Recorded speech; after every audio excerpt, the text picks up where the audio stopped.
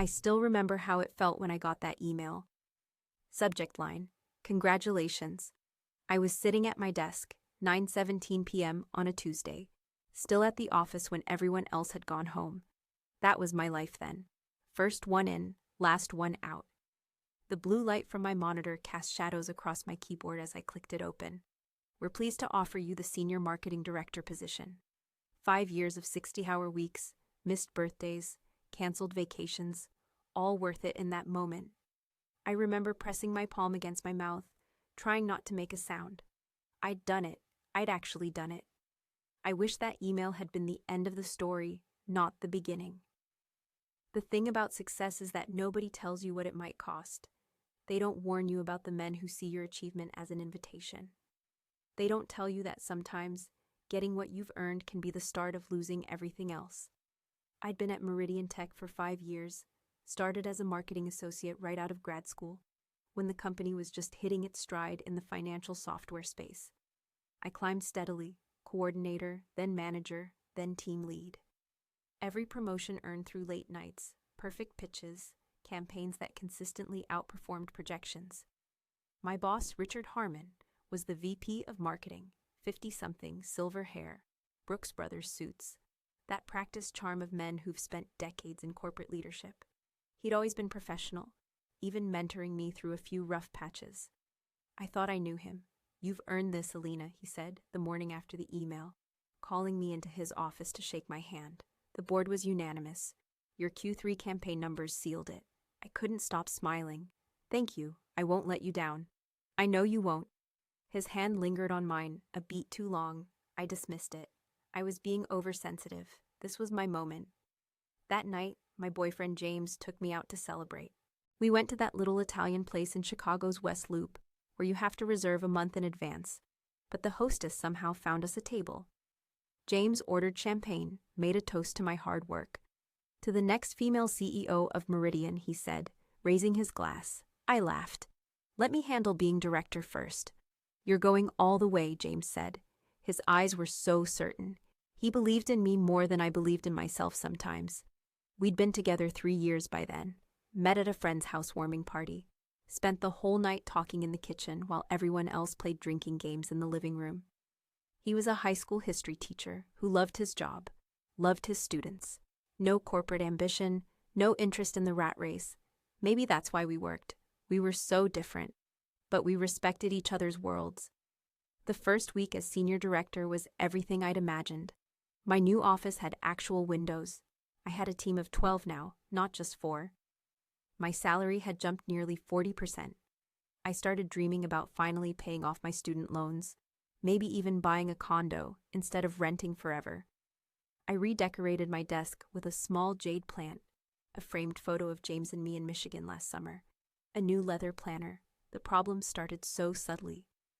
Richard began stopping by my office more frequently. At first, it seemed like normal mentorship, checking in on how I was adjusting, offering advice on managing a larger team.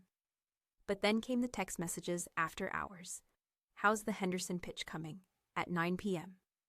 "Thoughts on tomorrow's board presentation?" At 11 p.m., I answered them all promptly, professionally. I told myself this was just part of being in senior leadership. 3 weeks after my promotion, Richard suggested we discuss quarterly strategy over dinner. "The executive team does this regularly," he explained, leaning against my doorframe. "It's easier to think creatively away from the office." I nodded, pulled up my calendar. "Sure. Should I invite the product team lead as well?" A flicker of something crossed his face. "No need. This is just us. Marketing leadership alignment." "Tuesday at 7, I'll send a car." I didn't think twice about it. Dinner meetings were common in our industry. I'd been to plenty with clients, vendors, teams. I texted James that I'd be home late and prepared my notes on our Q4 strategy. The restaurant wasn't what I expected. Not one of the bright, bustling downtown places where we usually took clients. This was a small, dimly lit spot in River North. Secluded booths, candles, wine list, longer than the food menu. I felt underdressed in my work blazer, among the couples clearly there for romantic evenings. Richard had already arrived, traded his suit jacket for a cashmere sweater that looked expensive and deliberately casual. He'd ordered wine, a bottle already half empty when I sat down. Hope you don't mind, he said, pouring me a glass without asking. Their Barolo is exceptional. I remember setting my portfolio on the table, pulling out the strategy document I'd prepared. I've been thinking about how we position the new security features. Let's not dive into work just yet, he interrupted, smiling. We have all evening. Tell me about yourself, Alina. You've been with us 5 years, and I realize I don't know much about your life outside Meridian.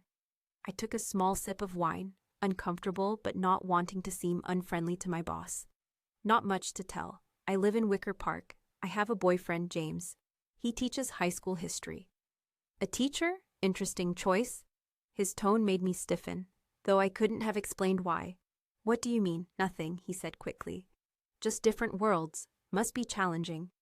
It works for us, I said, trying to steer back to safer ground. About the Q4 strategy. You know, when I first noticed you, it was that Wilson client presentation 2 years ago. You handled their CEO beautifully, I thought then. She's going places. I forced a smile, uncertain where this was going. Thank you. I worked hard on that pitch. You have a natural talent, Alina, not just for marketing, but for connecting with people. That's rare. He leaned forward, his knee brushing mine under the table. I shifted away, pretending to reach for my water glass. Dinner continued like that. Me trying to discuss work, Richard steering conversation to personal topics. He asked about my apartment, my family back in Michigan, where I like to vacation. He talked about his divorce 2 years ago, his house in Lincoln Park, his boat on Lake Michigan. You should see it sometime, he said. Nothing clears the mind like being out on the water, maybe this weekend. My stomach tightened. I usually spend weekends with James. Ah, yes, the teacher. There was that tone again. You know, as you move up at Meridian, you'll find your circle changing. It's natural. The senior team becomes something of a family. I nodded noncommittally and checked my watch. Nearly 2 hours had passed, and we hadn't discussed a single work-related topic. It's getting late. Should we talk about the strategy before we wrap up? He waved his hand dismissively. We can cover that tomorrow. Tonight was about getting comfortable in your new role. The real work of executives happens in settings like this, not conference rooms. On the ride home, unease crept through me. Had I misread the situation? Was this truly normal executive culture? I told myself I was overreacting. Richard was just being friendly, mentoring me in the ways of upper management. I was the one making it weird by feeling uncomfortable. I didn't mention any of this to James when I got home. What would I even say? My boss took me to a nice dinner and was friendly. It sounded ridiculous, oversensitive. So I told him it was boring, just budget discussions and marketing strategy.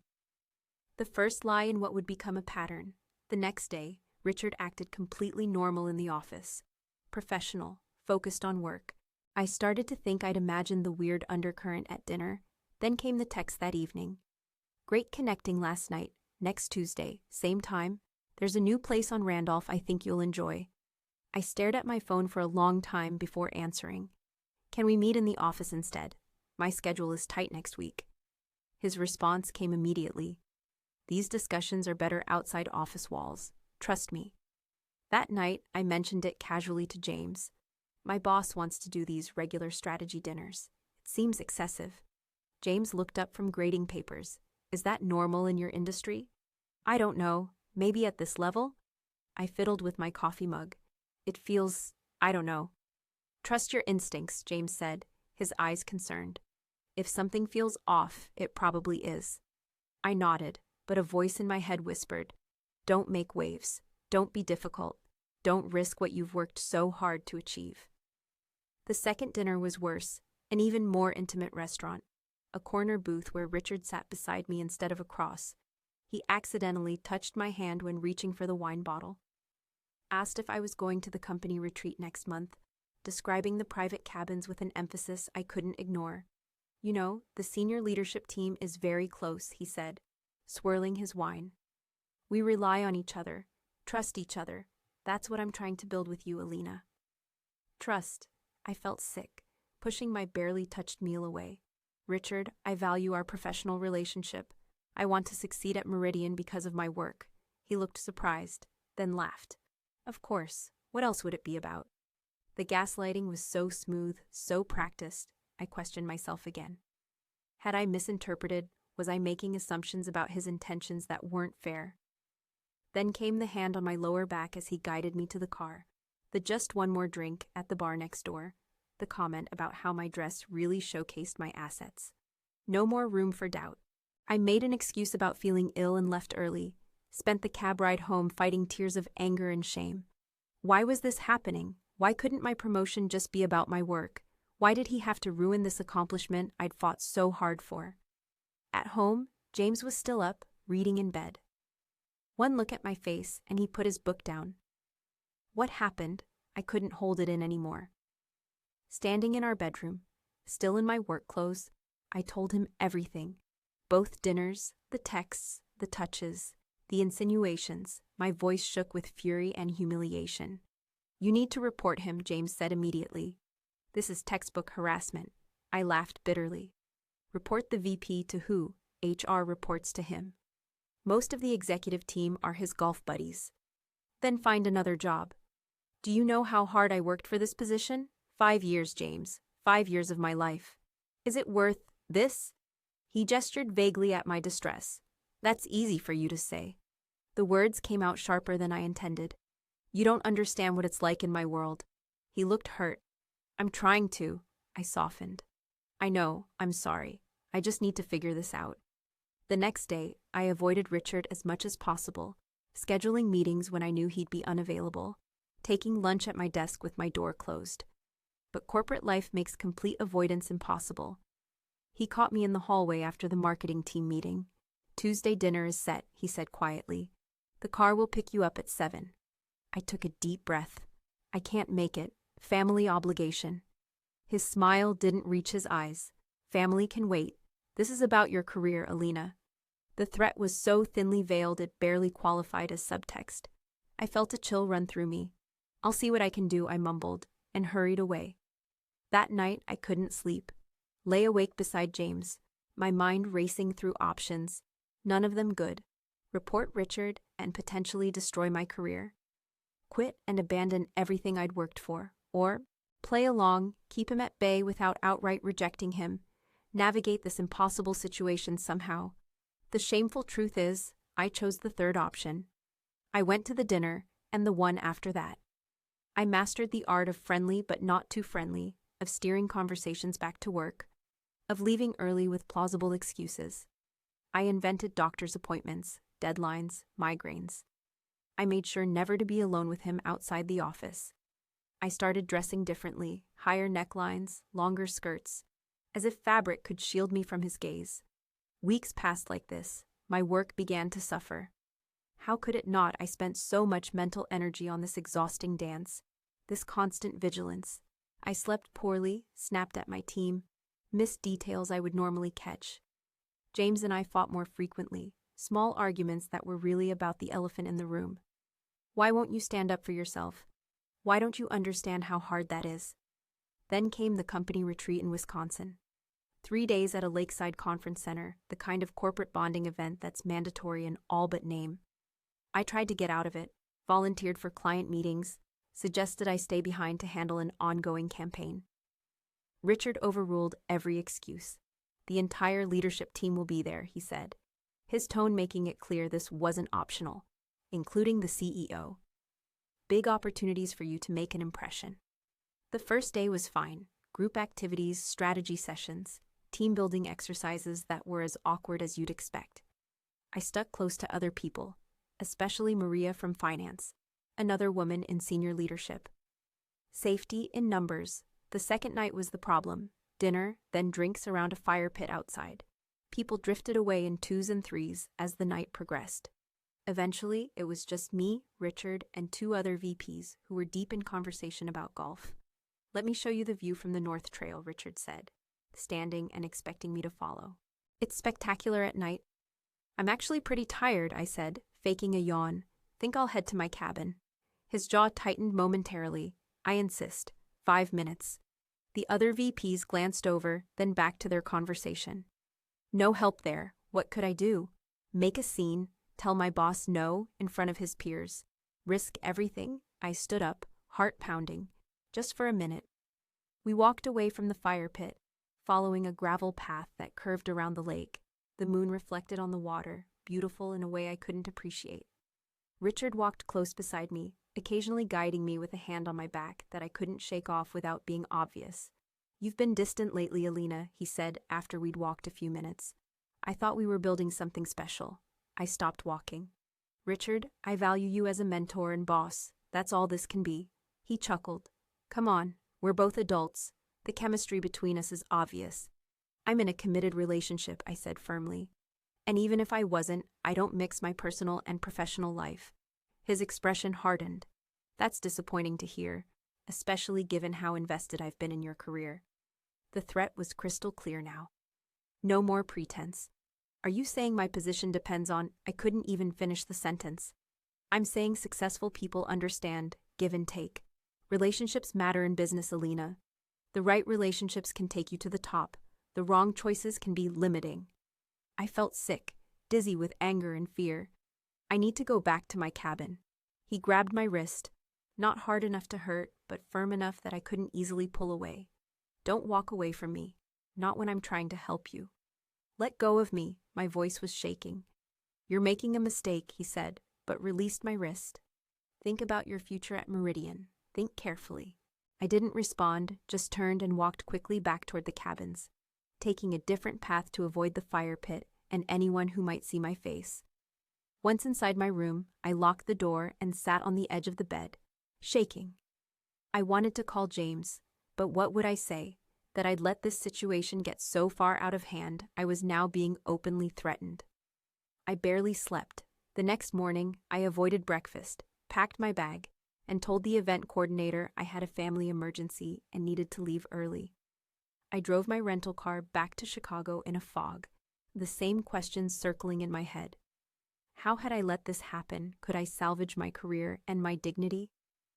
James was surprised to see me home early, but didn't press when I said I wasn't feeling well. I think he knew something had happened, but he gave me space. I spent the weekend in a state of numb contemplation, weighing options that all seemed impossible.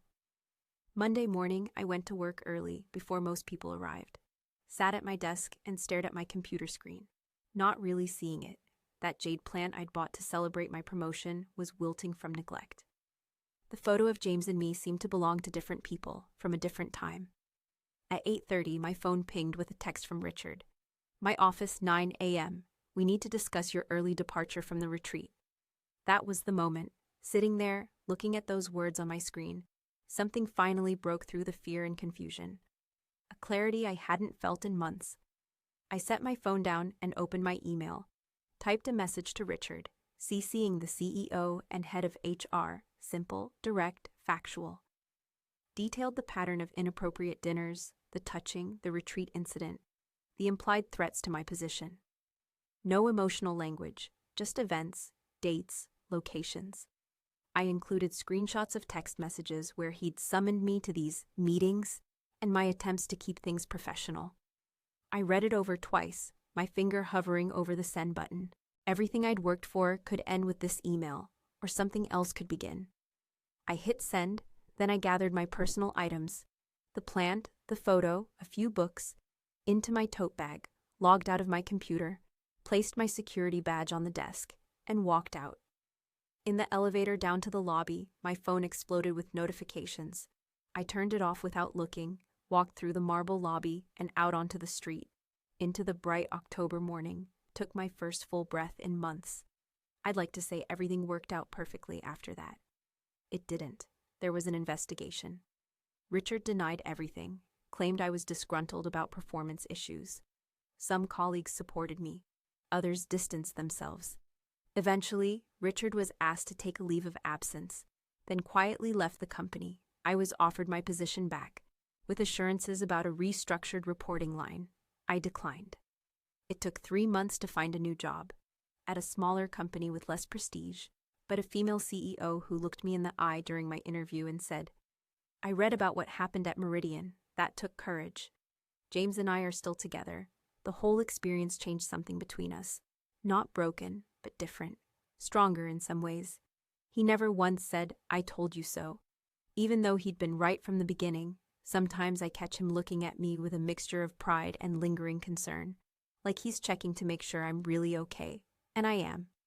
Not because everything turned out fine, but because I finally understand something I didn't before. Success that requires you to compromise your dignity isn't success at all. It's just another form of failure, disguised as achievement. The corner office, the title, the salary, none of it matters if you have to leave yourself at the door to claim it. The jade plant died, by the way. I tried to save it, but some things can't be nursed back once they've been neglected too long. I bought a new one, though. It sits on my desk at the new job, a reminder that growth requires the right environment, the right care. A reminder that sometimes you have to start over to really thrive.